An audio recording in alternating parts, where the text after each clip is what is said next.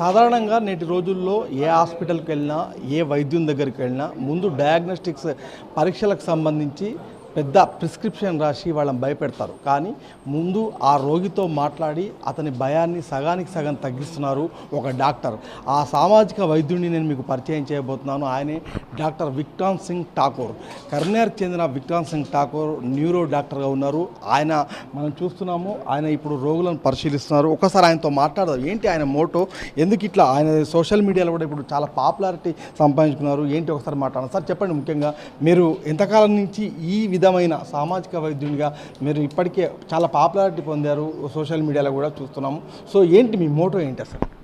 Moto ఏమంటే sir, doctor పని ఏంటి? డాక్టర్ పని 10 మందికి పనికి రావాలా, నిస్వార్థంగా పని చేయాలా, అంతే కదా మమ్మీ? 10 మందికి పనికి రావడం కోసమే డాక్టర్ చేసిన నేను ఈ పని ఎన్నో ఏళ్ళ నుంచి చేస్తున్నా. కానీ ఈ మధ్యలో కొంచెం సోషల్ మీడియాలో తెలిసింది అంతే, ఇంకే అదర్వైజ్ నా పాత పేషెంట్స్ తెలుసు నేనేంటో. అంటే ఇప్పుడు ఆల్రెడీ మీ కరీంనగర్లో పాపులారిటీ ఉంది, కానీ మీరు సోషల్ మీడియా ద్వారా కూడా ఇప్పుడు మరింత పాపులర్ మీ దగ్గరికి పేషెంట్స్ సంఖ్య పెరిగినట్టుగా మాకు కనిపిస్తుంది. ఏంటి అసలు ఈ మధ్యకాలంలో ఆ ర్యాపిడ్ పెరుగుదల ఏమన్నా మీరు గమనించారా? అవును సార్, యాక్చువల్లీ ఇది ఇబ్బంది కూడా అవుతుంది నాకు. సో అంటే నేను స్పెసిఫిక్ ఏం చేయలేదు సార్. అయితే ఒక 6-7 months బ్యాక్ ఒక ఇన్సిడెంట్ నాతో జరిగింది. ఆ తర్వాతనే ఇదంతా జరుగుతుంది. ఒక నాతో ఒక ఇష్యూ జరిగింది లైఫ్లో. ఆ ఇన్సిడెంట్ తర్వాత సడన్లీ ఐ డోంట్ నో, నేను దీనికోసం స్పెసిఫిక్గా ఏం చేయలేదు. నా బోర్డ్స్ కూడా ఎక్కడ ఉండవు, నేనేం స్పెసిఫిక్గా ఏం చేయలేదు. కానీ ఆ ఇన్సిడెంట్ తర్వాత ఇవన్నీ జరుగుతున్నాయి. అంటే అంత కదిలించే ఘటన మీకు ఈ విధంగా సోషల్ సర్వీస్ చేయడానికి ఒక ముందుకు తీసుకెళ్ళిందంటారా? మేబీ అంటే సోషల్ సర్వీస్ ఎప్పటి నుంచో చేస్తున్నా కూడా ఆ ఇన్సిడెంట్ తర్వాత లైఫ్లో ఎన్నో మొత్తం చేంజ్ అయిపోయింది నాది. సో ఇంతకుముందు లేని ఓపీ కానివ్వండి, అండ్ ఆల్సో నేను కూడా అప్పుడు అంత స్వార్థపడిలా ఉండే కావచ్చు, నిజం చెప్పాలా. అందరిలాగా ఉండేది నేను కూడా, మరి అంత కాదు కానీ కొంచెం నాలో కూడా కొద్దిగా స్వార్థం ఉండేది. కానీ ఆ ఇన్సిడెంట్ తర్వాత ఏంటంటే నేను మొత్తం లైఫ్ రివర్స్ అయిపోయింది. అంటే ఒక రియలైజేషన్. ఇప్పుడు జనరల్గా కార్పొరేట్ హాస్పిటల్స్, తర్వాత ప్రైవేట్ హాస్పిటల్స్, మనం చాలా ప్రచారం అంతా కూడా దోపిడీ అని చెప్పి చూస్తుంటాం, పేపర్లో కావచ్చు, మీడియాలో కావచ్చు. కొంత అంటే అలాంటి ఇబ్బందులు పొజిషన్స్ ఎదుర్కోవడము, ఆందోళనలు కూడా చూస్తుంటాం. ఇలాంటి రోజులలో ఇట్లాంటి మోటోతోని ఒక సామాజిక వైద్యుడు సోషల్ మీడియాలో వైరల్ కావడాన్ని ఒక డాక్టర్గా మీరు ఎలా చూస్తారు? జనరల్గా మీరే ఇప్పుడు ఆ హీరో మీరే, సో ఎలా చూస్తారు? సో నేను హీరో కాదు, కానీ నిజంగా యాక్చువల్లీ చెప్పాలంటే డాక్టర్స్ దోపిడీ అనేది తప్పు సార్ యాక్చువల్లీ వర్డ్. ఎందుకంటే కార్పొరేట్ హాస్పిటల్స్లో నా ఫ్రెండ్స్ పనిచేస్తున్నారు సార్. ఇప్పుడు సపోజ్ ఒక పేషెంట్ ఒక ₹1,00,000 అక్కడ స్పెండ్ చేస్తే డాక్టర్కి వచ్చేది 2,000, 5,000. సో ఆ సెటప్ అంతా ఆ కార్పొరేట్ సిస్టమ్కి డబ్బు వెళ్తుంది, కానీ డాక్టర్ సంపాదించేది పెద్దగా ఏం లేదు sir. To be very frank, నా ఫ్రెండ్స్ ఉన్నారు, మీకు చాలామందికి తెలియదు. అందరూ ఏమనుకుంటారు, డాక్టర్ దోచుకుంటున్నారు అనుకుంటారు. కానీ అది కొన్ని చోట్ల అవ్వచ్చు, అది నేను కాదనను. కానీ మ్యాక్సిమం ఏ డాక్టర్ అయినా సరే మంచి చేయాలనుకుంటాడు కదా సార్. అంటే అది మంచి చేయొద్దు, కేవలం స్వార్థం కోసం, డబ్బు సంపాదించడం కోసమే ఈ వృత్తి ఎంచుకుంటే ఆయన డాక్టరే కాదు. మీరు అట్లా చెప్తున్నారు, కానీ చాలా హాస్పిటల్స్లో కూడా ఫస్ట్ పేషెంట్స్తోని డాక్టర్ సరిగ్గా మాట్లాడరు ప్రాపర్గా, వాళ్ళ కుటుంబ సభ్యులతో కూడా వాళ్ళకి ఏంటో క్లారిటీ ఇవ్వరు. దీంతో అసలు ఏం రోగం ఉంది, ఏంటి డయాగ్నోస్ అయిందని కూడా వాళ్ళకు తెలియని ఆందోళన నెలకొంటుంది. ఇలాంటి సిచ్యువేషన్స్ చూస్తున్న క్రమంలో మీరు డైరెక్ట్గా నేరుగా పేషెంట్స్ దగ్గరకు వస్తున్నారు, వాళ్ళ కుటుంబ సభ్యులతో మాట్లాడుతున్నారు, ఎట్లా చూడొచ్చు ఇది? అయితే సార్ నాకు కూడా చెప్తున్నాను కదా సార్, అది ఇన్సిడెంట్ అయిన తర్వాత నాలో మార్పు అనేది బాగా వచ్చింది. అది సెకండ్ లైఫ్ అనాలి నాకు. It is second life for me. So doctors కూడా అనుకుంటారు సార్, కానీ ఏంటంటే ఇప్పుడు నేను స్టార్టింగ్ ఇది చేసినప్పుడు అందరూ నన్ను అవమానించారు, ఒక జోకర్ లాగా అట్లా చూశారు.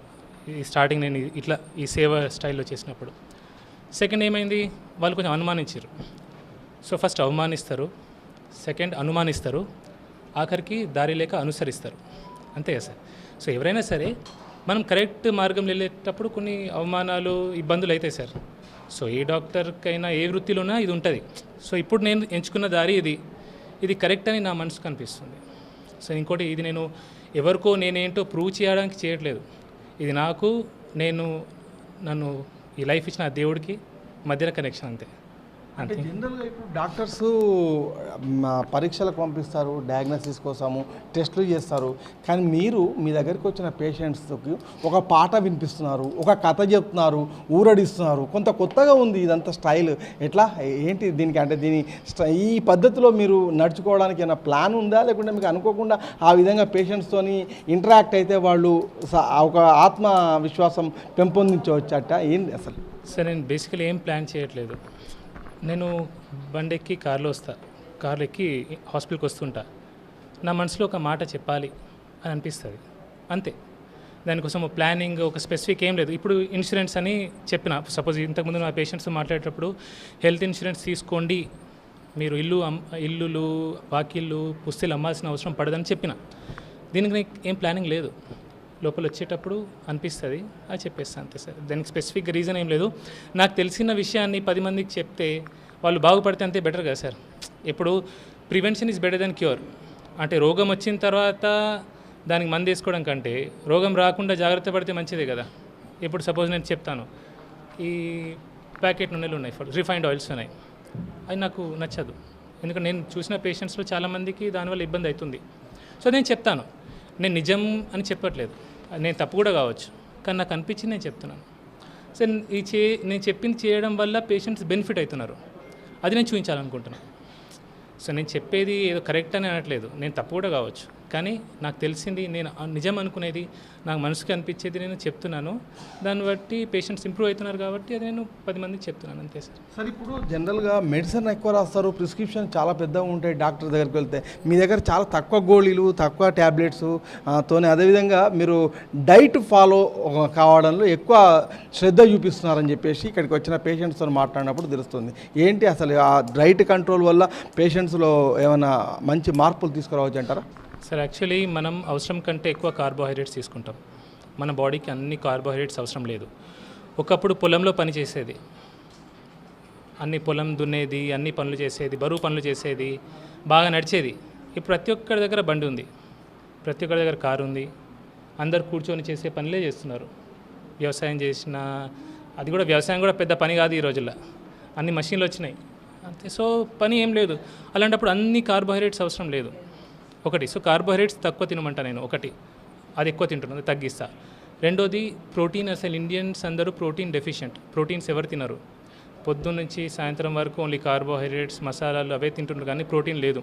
సో నేనేం చెప్తా, ప్రతి మీల్లో కొంచెం ప్రోటీన్ ఉండాలా. ప్రోటీన్ ఈజ్ ఎ బాడీ, ఈ బాడీ బిల్డప్ కావాలి, స్టేబుల్గా ఉండాలా, స్ట్రాంగ్ ఉండాలంటే ప్రోటీన్ కావాలి. అండ్ ఫ్యాట్స్, మంచి ఫ్యాట్ తీసుకోవాలి. మనం నెయ్యికి భయపడతాం చాలామంది, నెయ్యి చెడు కాదు, మన పూర్వజులు అదే తిన్నారు. ఈ మధ్యలో కొత్త నూనెలు వచ్చినాయి, కానీ నెయ్యి మంచిది. సరే నెయ్యి కొందరికి పడకపోతే గానుగ పట్టించిన నూనెలు వాడమంట అట్లా. సో ఇది నా మోటో అంతే, ఇక వేరే ఏం లేదు. అట్లా చేస్తే పేషెంట్ ఇంప్రూవ్ అవ్వడం నేను చూసాను.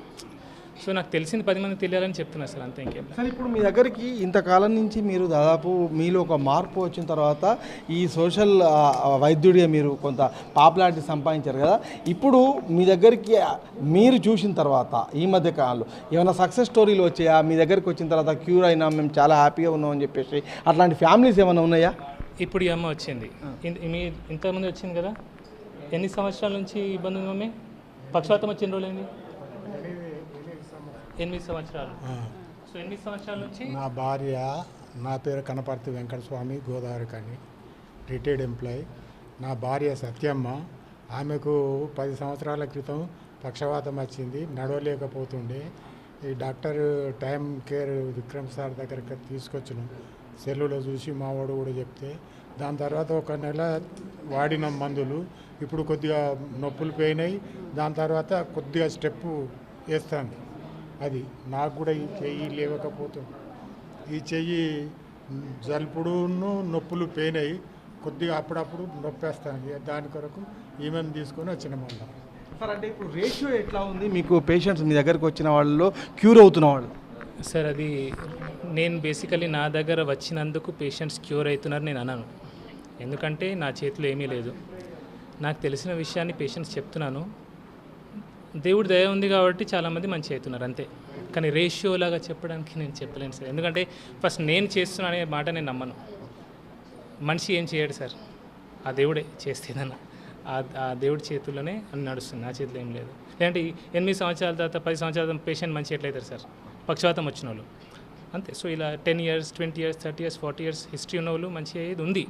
కానీ నేను చేస్తే అయిందని నేను ఒప్పుకోను. సో ఆ దేవుడి దయ వల్ల ఇంకో పేషెంట్ కూడా నేను వాళ్ళు చెప్పినట్టు పాటిస్తున్నారు అండ్ నేను మందులు తగ్గిస్తున్నా. కొన్ని అనవసరం మందులు ఉంటాయి సార్.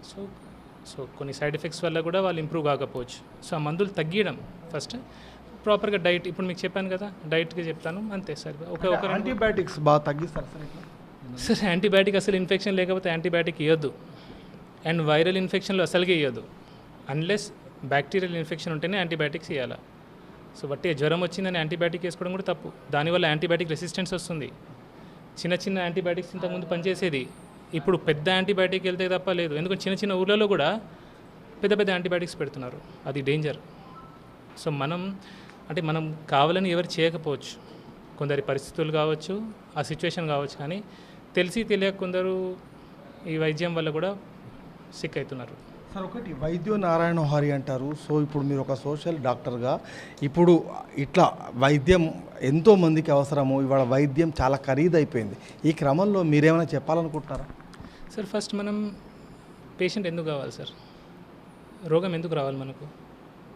ఇప్పుడు నా ఛానల్ ఉంది సార్, నా ఇన్స్టాగ్రామ్ ద్వారా, ఫేస్బుక్ ద్వారా, యూట్యూబ్ ద్వారా నేను చెప్తూనే ఉన్నా ఏం తినాలి, ఏం తినొద్దు, అది చేస్తే అసలు రోగం రాదు. రోగం తెచ్చుకొని దానికి మందులు వాడడం కంటే ఫస్ట్ రోగం రాకుండా ఏం జాగ్రత్తలు తీసుకోవాలో చేసుకుంటే సరిపోతుంది కదా సార్. ఇప్పుడే మీకు చెప్పాను, కార్బోహైడ్రేట్ తగ్గించండి, ప్రతి మీల్లో ప్రోటీన్ తీసుకోండి, మంచి ఫ్యాట్ తీసుకోండి, నెయ్యికి భయపడకండి అని చెప్తున్నా. ఈ సింపుల్ పని చేసినా 70-80% రోగాలు పోతాయి సార్. అండ్ అవసరం కంటే ఎక్కువ తింటున్నాం మనం. రోజుకి పొద్దున, మధ్యాహ్నం, సాయంత్రం 3 పూటలు తింటున్నాం, అంత అవసరం లేదు. షుగర్ పేషెంట్స్కి చెప్పట్లే నేను, కానీ రెగ్యులర్ పేషెంట్స్కి, నార్మల్ వాళ్ళకి 2 పూటలు సరిపోతుంది. అంత పని కూడా చేయట్లేదు. ఇంకా పెద్ద డేంజర్ ఏంటంటే సార్, మన ఫ్యూచర్ని కూడా అలాగే సిక్ చేస్తున్నాం. మన పిల్లలకి ఏం పెడుతున్నాం సార్ మనం? పొద్దున్న లేస్తే ఆ నూడిల్స్ పేరు చెప్పకూడదు కానీ, అవునా sir, cool drinks, Thums Up, biscuits, chocolates, ఇవన్నీ ఆరోగ్యానికి డేంజరే కదా సార్. దాంతోపాటు స్కూల్స్లలో కూడా ఎవరైనా స్కూల్ ఓనర్స్ ఉంటే ఇది చూస్తే ఇన్ని స్నాక్స్ అవసరం లేదు సార్. మీరు ఏజ్ ఎంత సార్ మీది? నాది 47 అండి. 47. స్కూలింగ్లో మీరు ఎన్ని పూటలు తిన్నారు సార్? ఒక లంచ్ బెల్ ఉండేది ఒకటి, నేను 3 times తినేటువంటి. పొద్దున, మధ్యాహ్నం, సాయంత్రం. కానీ స్కూల్లో ఈ స్నాక్స్ ఉండేది అసలు మనకు? స్నాక్స్ లేకుండే. ఇప్పుడు లంచ్కి ముందు ఒక స్నాక్, లంచ్కి తర్వాత ఒక స్నాక్. తల్లిదండ్రులు కూడా ఏం చేస్తారంటే, వాళ్ళు వంట చేతగాక అవి తల్లిదండ్రుల తప్పది ఏం చేస్తారు, బిస్కెట్లు, ఆ నూడిల్స్ వండించేసి, ఆ బయట టిఫిన్లు పెట్టేసేసి పిల్లలు మన ఫ్యూచర్ని మనం పాడు చేసుకుంటున్నాం సార్.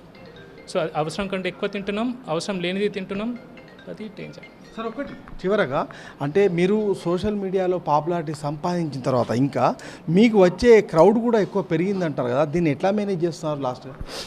సార్ యాక్చువల్లీ ఇది బాగా ఇబ్బంది అవుతుంది నాకు, ఇది రియల్ క్వశ్చన్. సో మీ ద్వారా, ఈ టీవీ ద్వారా నేను చెప్పుకోవాలనుకునేది ఏంటంటే, మీకు ఒక హాస్పిటల్ నెంబర్ ఉంది ఇప్పటికైతే, బికాజ్ ఇది ప్లాన్ చేయడానికి టైం పడుతుంది. హాస్పిటల్ నెంబర్ ఉంది, దానికి ఫోన్ చేయండి, వాళ్ళు ఎప్పుడు రమ్మంటే అప్పుడు రండి, అంతే. నేను ఇప్పుడు ఆన్లైన్ చేయొచ్చు సార్. నాకు రకరకాలుగా ఐడియాస్ ఇచ్చారు జనాలు, ఓపీ ఫీజు పెంచేయమని, లేదంటే ఓన్లీ ఆన్లైన్లో తీసుకోమని. ఓపీ ఫీజు పెంచేసి నేను చేసేది డబ్బుల కోసం కాదు. ఈ ఓపీ ఫీజు పెంచేసి నేను అపాయింట్మెంట్ ఇస్తే నేను కేవలం డబ్బు కోసం చేసినట్టయితే కదా సార్. సో అది నా మోటోనే కాదు, అవసరం లేదు. ఎందుకంటే నాకు తెలిసింది, డబ్బు వచ్చినా మనకు ఏం ఇంపార్టెంట్ కాదు లైఫ్లో. డబ్బు ఏం చేయలేదు.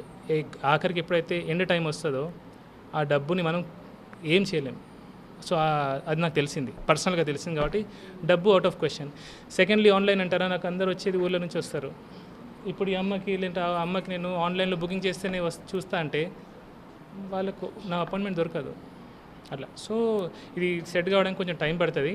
సో ఇప్పటికైతే హాస్పిటల్ నెంబర్ ఉంది, దానికి ఫోన్ చేసి వాళ్ళు వస్తే సరిపోతుంది సార్. ఇది ముఖ్యంగా డాక్టర్ విక్రాంత్ సింగ్ ఠాకూర్ చెప్తున్నారు.